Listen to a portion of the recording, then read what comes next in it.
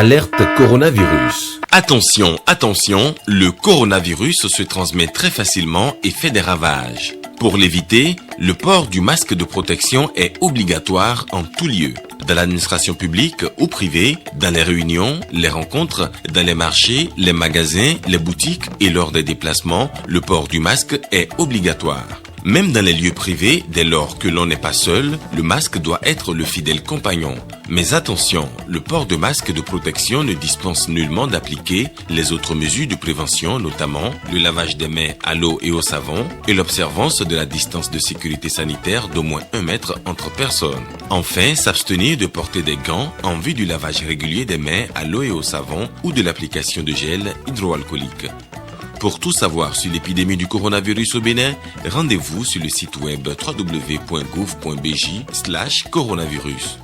Ceci est un message du gouvernement de la République du Bénin.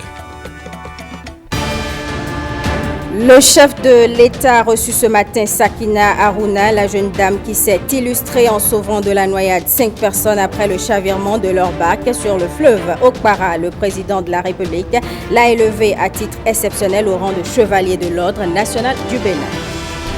L'élevage est aussi touché par les réformes dans le secteur agricole, des réformes entreprises pour favoriser l'amélioration de la performance des filières lait et viande. Vous en saurez un peu plus dans ce 20h. Et puis aujourd'hui, 19 août, c'est la journée mondiale de l'aide humanitaire, une occasion pour les Nations Unies de rendre hommage à toutes ces personnes qui font face au danger et à l'adversité pour aider les autres.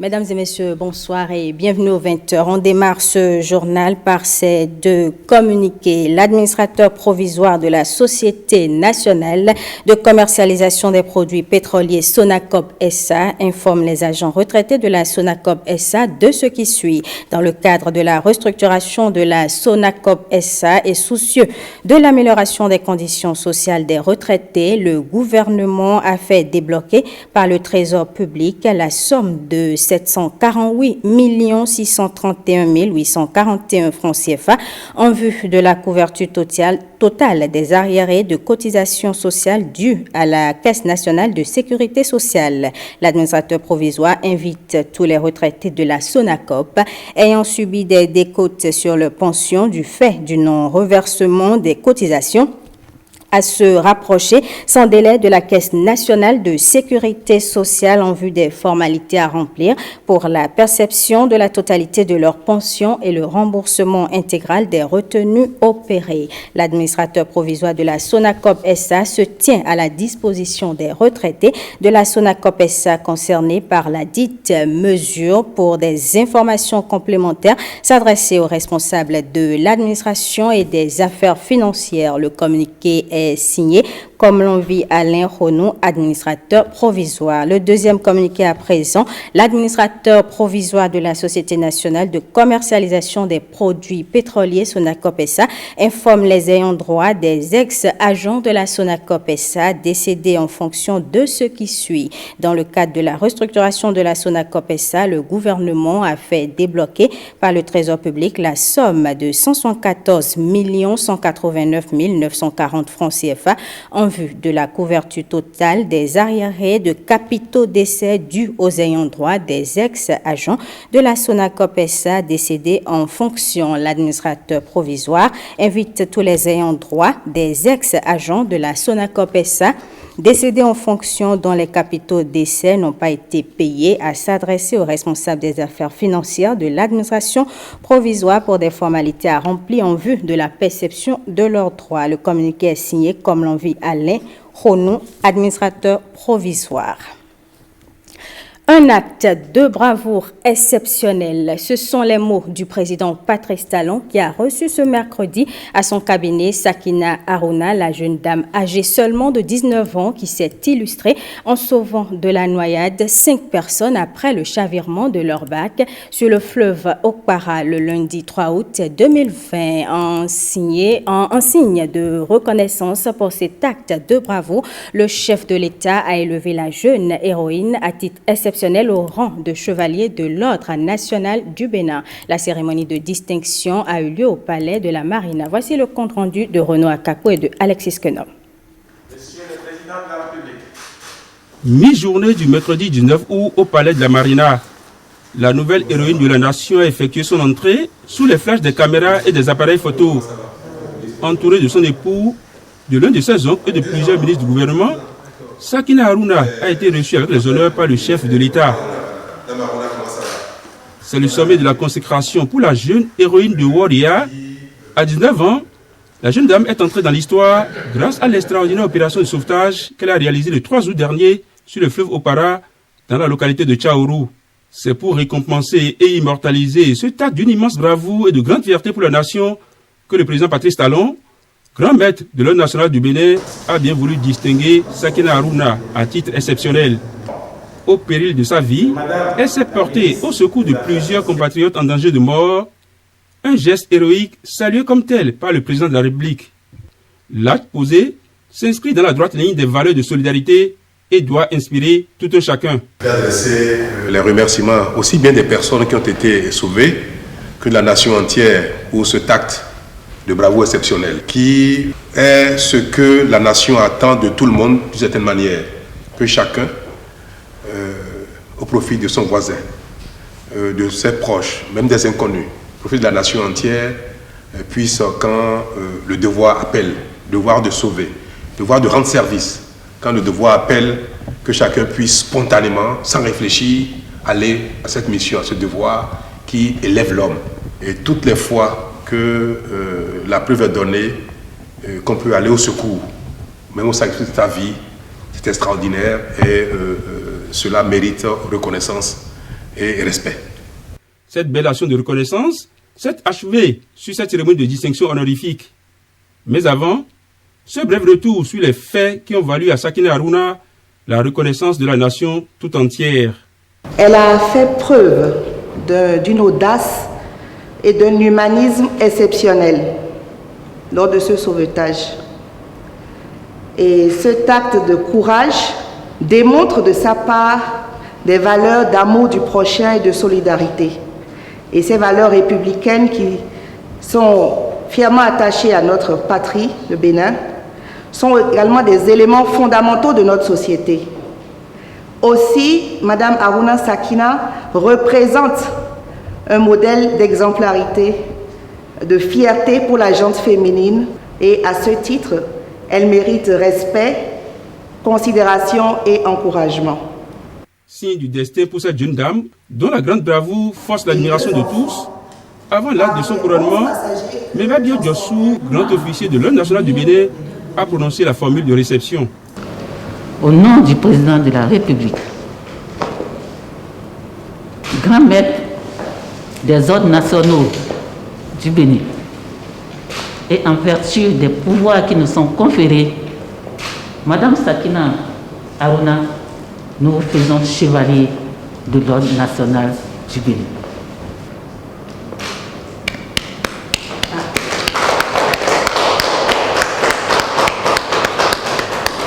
Visiblement ému, Sakina Harouna a exprimé ses mots de gratitude. Elle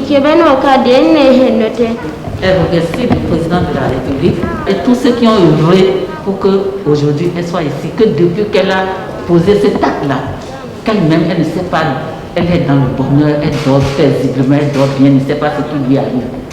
Qu'elle charge le ministre de la Famille de présenter tous ses remerciements et sa reconnaissance et sa gratitude au président de la République et à tout son gouvernement. Et qu'elle est vraiment contente, elle ne sait pas ce qu'elle peut dire.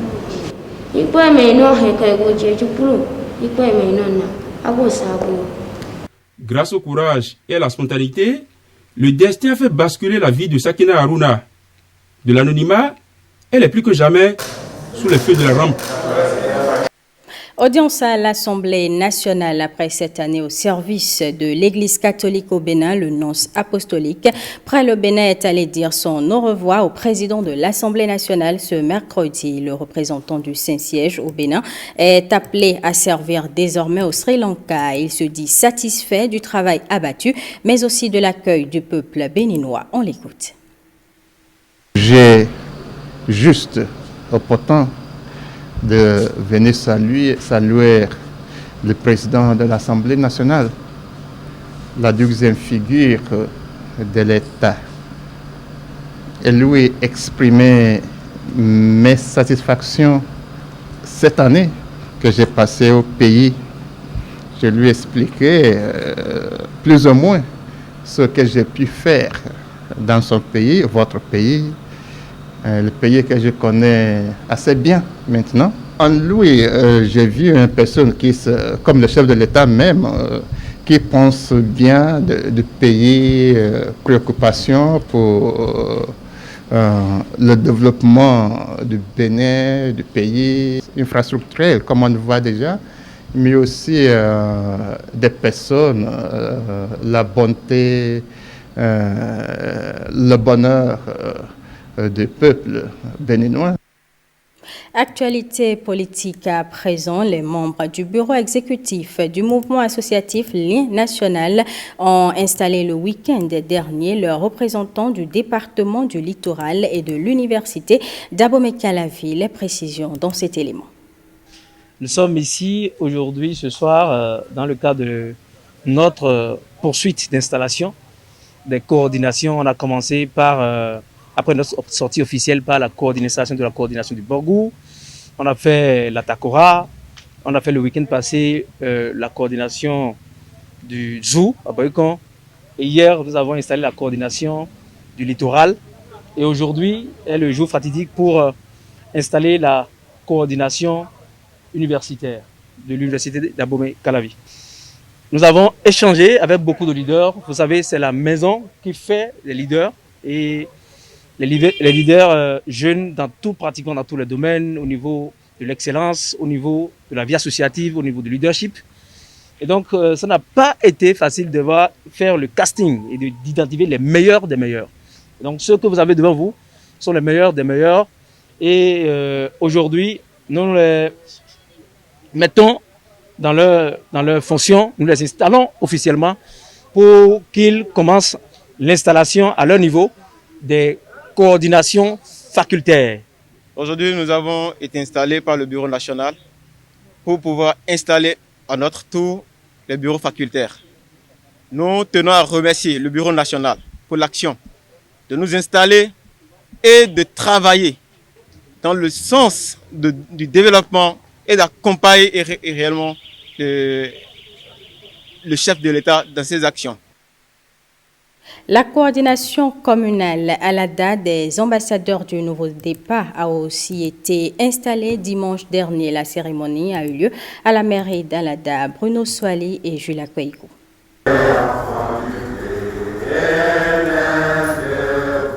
Le périple des ambassadeurs du nouveau départ se poursuit avec une nouvelle étape.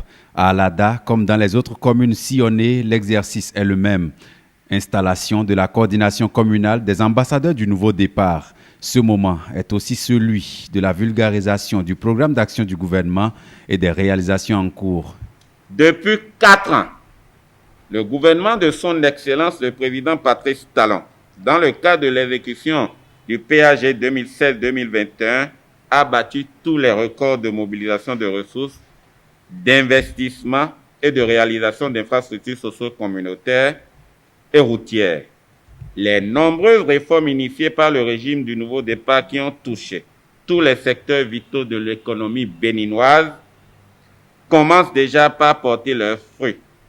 Sceptiques, manipulés et intoxiqués par les politiciens en quête de sensations et de popularité, nombreuses sont les populations qui commencent par se rendre compte du bien fondé de certaines décisions difficiles, mais indispensables, prises par le gouvernement dans le cadre de la réalisation de certains projets. Les réalisations du gouvernement du président Patrice Talon ont forcé l'admiration des ambassadeurs du nouveau départ qui ont pris fait et cause pour le pouvoir en place. Ils dévoilent ici à l'ensemble de leur famille de la commune d'Alada ce que c'est que les ambassadeurs du nouveau départ. Dans l'AND, nous comptons sur nous-mêmes. Et j'insiste qu'il faut que vous gardiez que l'AND n'est ni un parti politique, ni un mouvement. C'est pour cela que dans nos textes, dans tous les départements, ce sont les préfets des départements qui sont présidents d'honneur départementaux de l'AND. Vous êtes installés aujourd'hui, mais le vrai travail, c'est sur le terrain. Préparer le terrain à ce que le président Patrice Talon soit réélu pour 2021. Un bureau communal de 9 membres a été installé à Alada pour servir de relais aux actions des ambassadeurs du nouveau départ qui comptent continuer l'exercice dans les 12 départements et les 77 communes du Bénin. De leur côté, les bataillons de Patrice Talon souhaitent que le président de la République brigue un second mandat en attendant de voir leurs vœux se réaliser. Ils ont installé les membres de la cellule départementale de Parakou, Théodore Gandieko d'Orcastito. Je vous envoie en mission, aller dans tous les arrondissements, tous les quartiers, toutes les maisons, répandre l'onde de choc du mouvement. Allez vendre les réalisations du PAG. Allez annoncer la bonne nouvelle. Qu'ils signent la pétition en grand nombre pour forcer la main au président de la République de revenir pour un second mandat. Ils viennent ainsi de prendre connaissance de la mission à eux confiée, faire de la réélection du président Patrice Talon en 2021 leur cheval de bataille. Les membres de la coordination de Parakou du mouvement Les Bataillons de Patrice Talon doivent désormais descendre sur le terrain. Nous avons un objectif qui est différent des autres mouvements, c'est la signature d'une pétition. Nous voulons 500 000 signatures à remettre au président de la République. Et pour atteindre cet objectif, qu'est-ce qu'il faut faire? Nous nous sommes dit qu'il faut imparter les 77 communes.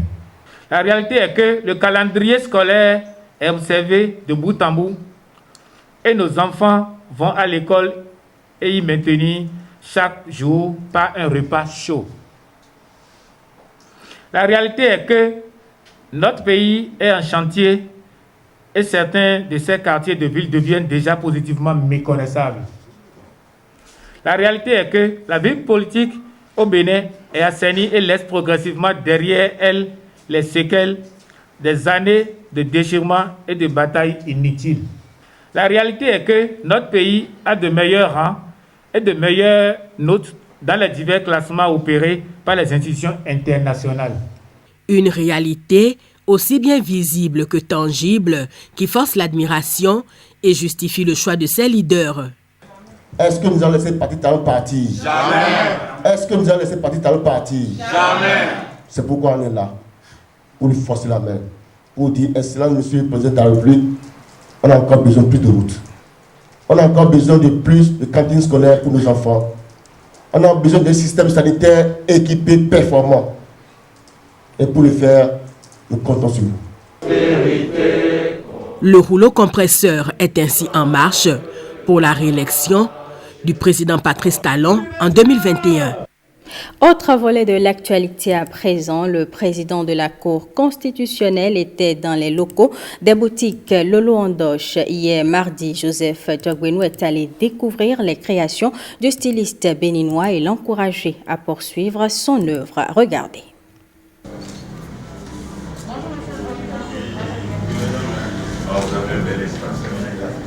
C'est un visiteur de marque que reçoit Lolo Andoche dans 3 de ses établissements. Le président de la Cour constitutionnelle aiguise ici son goût pour la mode africaine par des découvertes des créations griffées Lolo Andoche qu'il contemple dans un tour du propriétaire que lui offre son hôte. Cette couleur me dit quelque chose de bien. Cette couleur m'inspire. Une couleur très très bonne. Oui. Ce sont les pains que j'ai. Le président de la Cour constitutionnelle, habillé en tissu africain taillé sur mesure, va parcourir Stenmez, Misebo et Verdocor, mais toujours chez Lolo Andoche, où il prend du plaisir à sillonner différentes entités dirigées par le styliste béninois, avec à chaque étape des échanges sur le fonctionnement et l'organisation de la maison de mode. C'est quand même un honneur pour nous de recevoir le président dans nos locaux et de recevoir du président des conseils et des orientations et pour mieux faire. Et comme on le dit, et plus on t'encourage, c'est qu'il faut mieux faire pour que demain ce sera encore meilleur. Donc nous sommes amenés à encore faire mieux que ce que nous faisons aujourd'hui, à encore faire meilleur que ce que nous faisons aujourd'hui. Et merci beaucoup, Président. Merci pour la visite. À la fin de la visite en série des boutiques Lolo Andoche, le président de la Cour constitutionnelle s'en sort plutôt émerveillé par le talent et le sérieux du travail des apprentis laborieux rencontrés et des couturiers qui s'investissent dans la valorisation du tissu africain à travers la mode. Vous faites un travail formidable d'identification de nous-mêmes et on ne peut que vous saluer et à travers vous encourager toutes celles et ceux qui sont dans la même perspective, dans le même dynamisme, dans la même créativité et dans la contribution donc à l'effort national de production. Et j'ai l'impression que d'abord celles et ceux qui constituent l'élite de ce pays se réconcilient à travers des personnes comme vous. Je veux dire à ce que nous sommes fondamentalement. Et ça, il faut poursuivre. Et que les jeunes soient fiers de porter, de nous habiller comme cela. C'est très agréable. La visite de Joseph Diogweno à Lolo Andoche témoigne de l'intérêt du président de la haute juridiction pour la promotion de la culture béninoise. Dans le cadre de la libération progressive du site dédié à la zone économique spéciale, des enquêtes Komodo-Inkomodo seront réalisées du 24 août au 23 septembre. L'information a été portée à la connaissance des populations de la zone concernée au cours d'une séance d'échange organisée par l'Agence nationale du domaine et du foncier avec la participation de l'Institut géographique national Rachidat Biomama et Calvador Aranou pour le point. Par ces enquêtes qui démarrent dès lundi prochain, l'Agence nationale du domaine et du foncier souhaite vite concrétiser l'un des projets phares du gouvernement, créer un pôle économique autour de l'aéroport de Glodjibé. La zone concernée vise une portion prioritaire de 400 hectares sur les 10 000 déclarés d'utilité publique et dimensionnée en des lots de 3 000 hectares dans les localités de Zé, Alada et Toribosito. Quand on dit 3 000 hectares, c'est quand même... ça demande beaucoup de temps pour pouvoir finir cet état des lieux. Mais le gouvernement, ayant un chronogramme, un agenda vraiment serré pour pouvoir rentrer dans le concret, a demandé de libérer rapidement 400 hectares pour que le projet puisse démarrer. Donc là maintenant, nous sommes venus ici ce soir pour informer les populations de comment vont se dérouler ces enquêtes Komodo-Inkomodo. Du 24 août au 23 septembre, il est demandé aux personnes affectées par ce projet de consulter le plan et répertoire de la dite zone dans les locaux de la commune de Zé ainsi qu'au niveau de l'arrondissement de Tangbo-Djavier. Un registre est ouvert pour recenser les éventuelles observations et réclamations. Par exemple, il y a des gens, lorsque les états des lieux ont été faits, on n'a pas retrouvé de plaques sur le terrain. Donc, ces terrains ont été relevés comme par exemple inconnus, en fait, inconnus de propriétaires. Donc, ces enquêtes de Komodo-Inkomodo vont permettre à ces présumés propriétaires de se révéler. Il y a certaines personnes, on pourrait inventorier sur leur plantation peut-être 10 palmiers ou 50 pieds de teck, mais ils peuvent dire que non, moi j'en ai fait plus. Donc il vient faire la réclamation, mais suite aux enquêtes de Komodo-Inkomodo, le consultant ira sur le terrain avec eux pour s'assurer de la véracité de cette tolérance qui a été émise. Donc ces corrections vont être apportées. Donc 3 000 hectares dans le gouvernement de mais 1640 hectares. Conformément à la législation en vigueur en matière foncière, les observations et réclamations formulées hors délai, donc après le 23 septembre 2020, seront irrécevables. Toutefois, suite aux doléances des populations, une dernière descente sur le site sera organisée ce vendredi avec l'appui de l'Institut géographique national. Objectif, situer chacun sur les limites des 400 hectares prises en compte par cette première vague du processus de libération progressive du site dédié à la zone économique spéciale. Ce sont des régions parmi les plus reculées du Bénin qui se préparent à sortir des situations de pénurie d'eau potable vécues par les populations dans le département de la Liborie, Kandi et Malanville ont aussi vu arriver les équipes de l'Agence nationale d'approvisionnement en eau potable en milieu rural. Les détails de James William Bagidi. Malanville, commune parmi les plus septentrionales du Bénin, à plus de 700 km de Cotonou. Ici comme ailleurs, ici peut-être pire qu'ailleurs, le problème de l'impossible accès à l'eau potable se pose avec acuité. C'est sans doute la raison pour laquelle le maire, en recevant la délégation conduite par l'Agence nationale d'approvisionnement en eau potable en milieu rural, n'a pas hésité à accompagner en personne ses visiteurs sur le terrain. C'est l'arrondissement de Tombouctou qui accueillera l'ouvrage, bientôt mis à disposition par le gouvernement, dans le cadre de sa politique de fourniture d'eau potable à tous les Béninois. C'est un grand ouvrage qu'on veut réaliser pour satisfaire vos besoins en eau potable. Cela témoigne de la préoccupation que le gouvernement a d'améliorer les conditions de vie en milieu rural. C'est un ouvrage de 250 mètres cubes, hauteur sous cuve de 21 mètres. C'est un réseau d'environ 45 km. La spécificité de ces réseaux aussi, c'est que tout le réseau en PHD, qui sont la dernière technologie durable en matière de conduite. C'est des conduites, même un camion peut passer dessus, ça ne va pas se casser.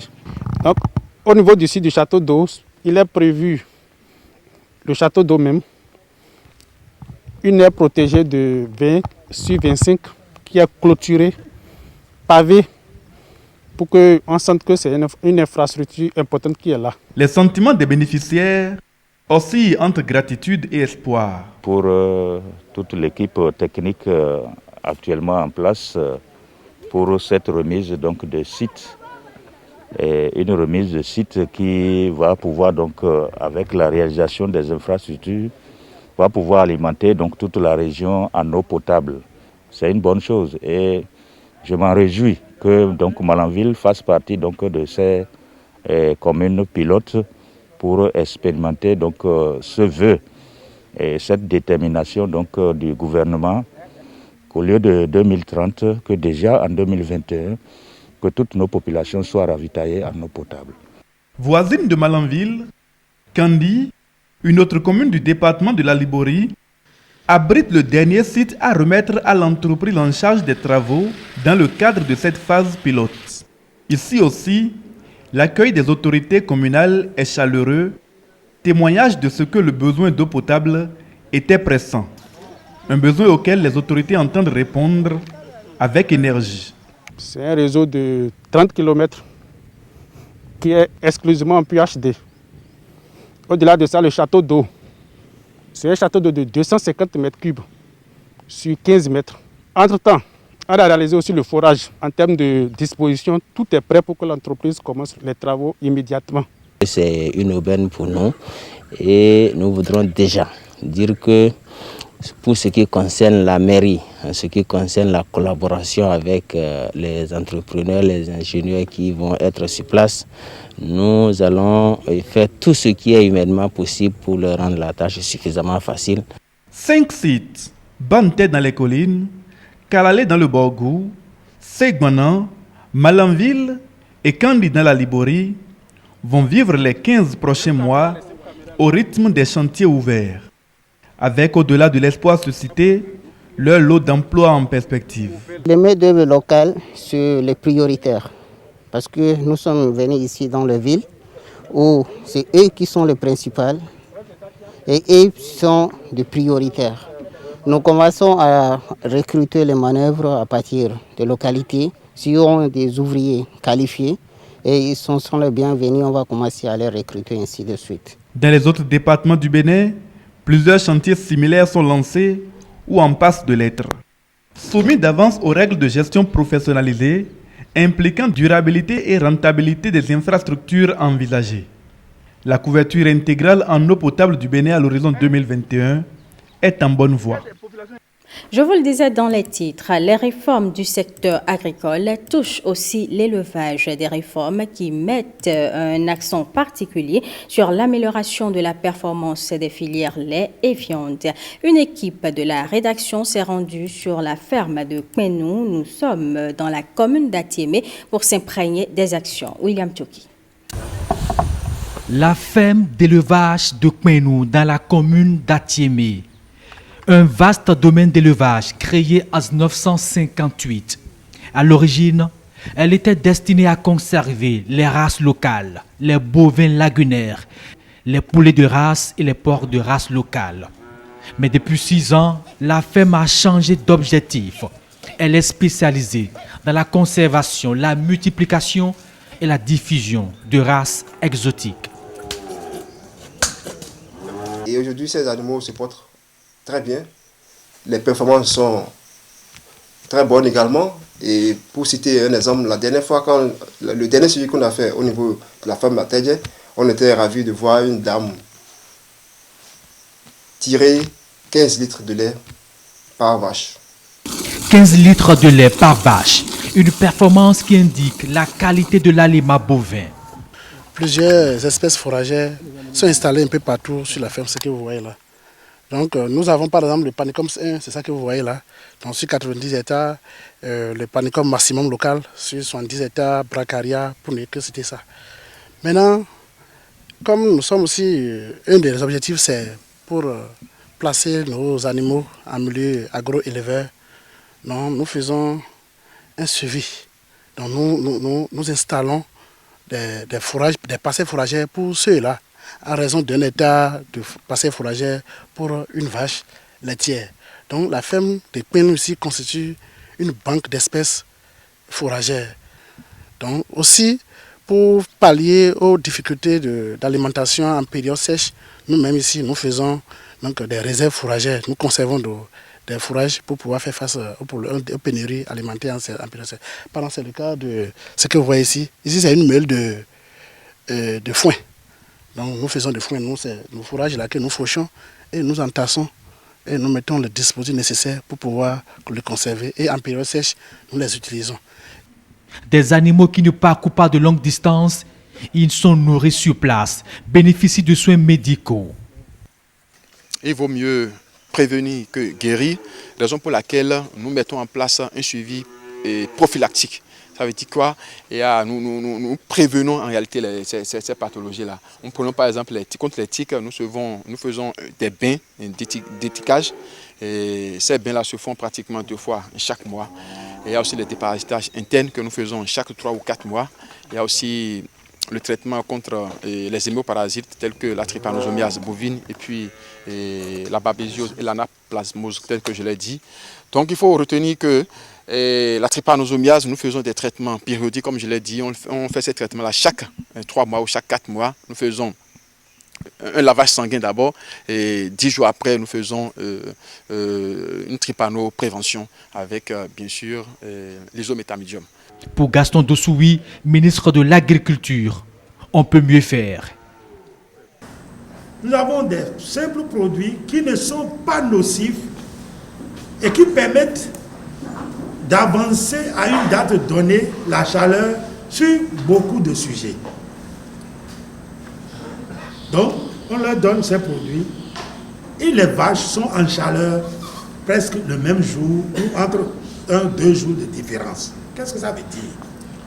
Ça veut dire que pendant ce temps-là, que ce soit par la monte naturelle ou que ce soit par l'introduction de, de la semence par voie de technologie, les vaches en question vont être pleines au même moment.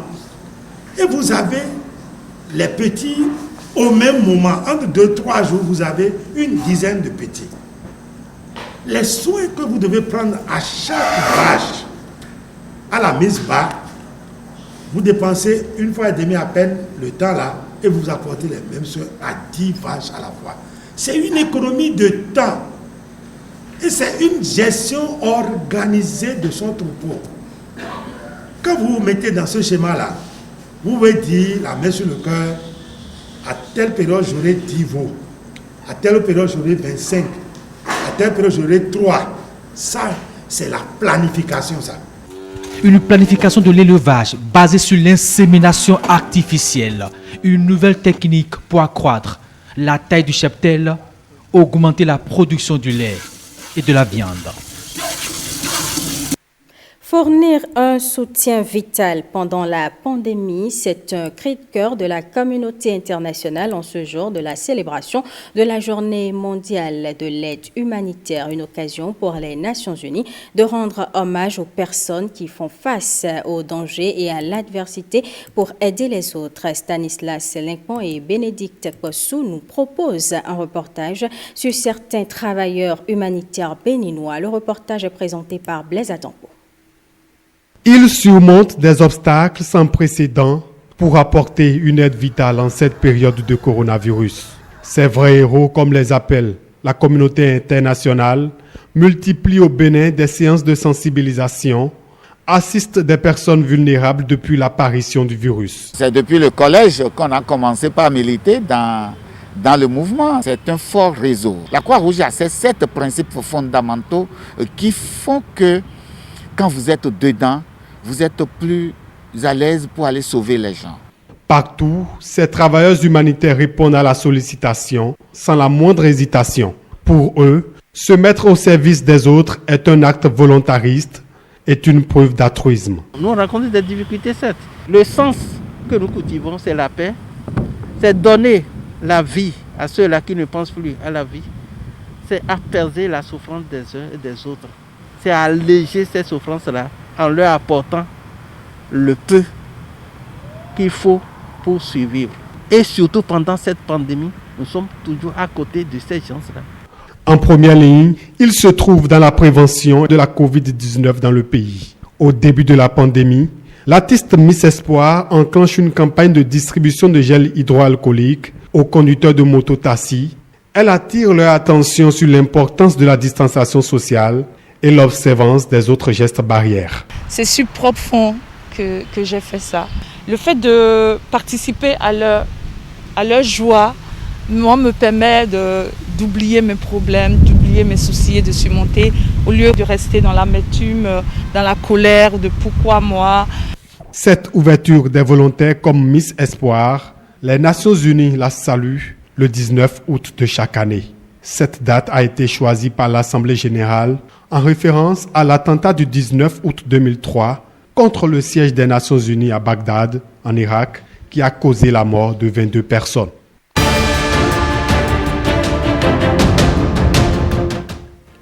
Bamako se réveille après une journée de crise. Des traces des incidents de la veille sont encore présentes, mais le calme règne dans la capitale malienne. Voici la compilation de l'actualité internationale signée ce soir, Lénaïk Akbassaou. C'est le calme plat ce mercredi à Bamako qui porte encore les stigmates des troubles au lendemain du coup d'État contre le président Ibrahim Boubacar Keïta. Un putsch condamné par la communauté internationale, inquiète de l'aggravation de la crise au Mali, déjà en proie aux violences djihadistes. Des traces des incidents ayant ponctué ce renversement de pouvoir sont encore visibles. Nous avons découvert que le magasin avait été cassé. Ils ont tout démonté.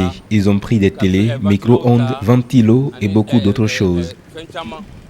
À vrai dire, je suis très contente, très satisfaite et vraiment pour l'intervention des militaires. Pas de nouvelles du chef de l'État qui a annoncé sa démission la veille puis la dissolution du gouvernement et de l'Assemblée nationale sur la télévision publique. Les putschistes ont annoncé la fermeture des frontières et l'instauration d'un couvre-feu tout en rassurant la communauté internationale sur leurs intentions. La CEDEAO, organisation régionale et médiatrice dans la crise politique persistante au Mali, depuis juin, a condamné et suspendu le pays. Elle doit se réunir jeudi par